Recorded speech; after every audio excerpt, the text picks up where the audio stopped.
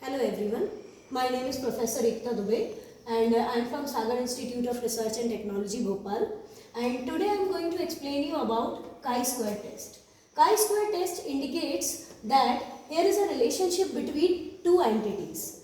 So suppose you are going to start a business. So you are expecting something and after 1 year you are getting one result.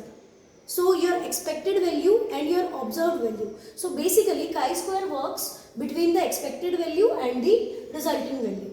So it is handling often involves the testing of hypothesis to extract useful information in categorical analysis. Chi-square test is used to determine whether the observed frequency differs significantly from the expected frequency.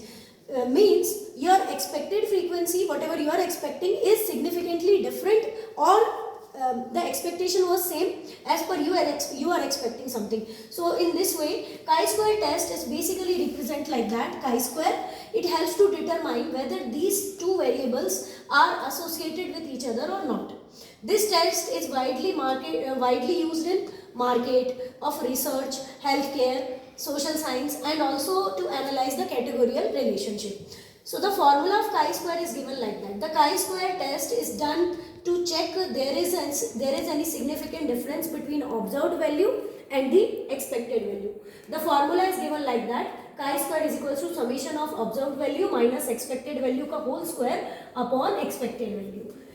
Basically what we have to do, finally we got one scenario, and after getting the scenario we have to define the hypothesis. So first hypothesis we have taken as per the question, that is null hypothesis. So in null hypothesis the observed value is matched with the expected value. Always remember आपका जो null hypothesis होगा वो आपके favour में होगा कि आपने जो ऑब्जर्व्ड वैल्यू ली है, आपकी जो ऑब्जर्व्ड वैल्यू आ रही है वो आपकी एक्सपेक्टेड वैल्यू के इक्वल आनी चाहिए. और आपका अल्टरनेट हाइपोथेसिस कहता है कि आपका जो ऑब्जर्व्ड फ्रीक्वेंसी या ऑब्जर्व्ड वैल्यू जो है वो आपकी अनएक्सपेक्टेड आ रही है या एक्सपेक्टेड वैल्यू से बिल्कुल अलग आ रही है.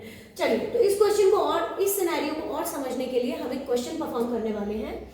तो हमारा क्वेश्चन है, अ डाई इज टोस्टेड 120 टाइम्स. एक डाई है जो 120 टाइम्स हमने टोस्ट किया है, ठीक है. उसके फेसेस कितने होते हैं? तो डाई के 6 फेसेस होते हैं, 1 2 3 4 5 एंड 6 फेसेस होते हैं. तो 6 फेसेस की फ्रीक्वेंसी रिस्पेक्टिवली हमको दी हुई है. ये ऑब्जर्व्ड फ्रीक्वेंसी है. एक्सपेक्टेड फ्रीक्वेंसी जब हम डिवाइड करेंगे तो हमारे पास डाइस को जब हमने कितनी बार टोस्ट किया है, 120 टाइम्स, तो एक्सपेक्टेड फ्रीक्वेंसी हो जाएगी हमारी 120/6 यानी कि 20. हर एक फेस कितनी बार आना चाहिए? 20 बार आना चाहिए. तो एक्सपेक्टेड फ्रीक्वेंसी कहती है कि 120 बार, 220 बार आएगा, 320 बार, 420 बार, 520 बार, और 6 भी कितने बार आएगा? 20 बार आएगा. ओके, तो इस क्वेश्चन को हम यहाँ पे परफॉर्म करते हैं. देखिए, ओके, तो हमने इस क्वेश्चन की ऑब्जर्व्ड फ्रीक्वेंसी ली है और उसकी एक्सपेक्टेड फ्रीक्वेंसी ली है. तो ऑब्जर्व्ड फ्रीक्वेंसी और एक्सपेक्टेड फ्रीक्वेंसी को लेने के बाद हमने क्या किया? हमने अपना अजम्पशन ले लिया.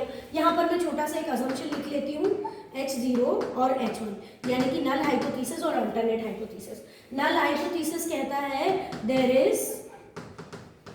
Is no significant difference between observed frequency and expected frequency.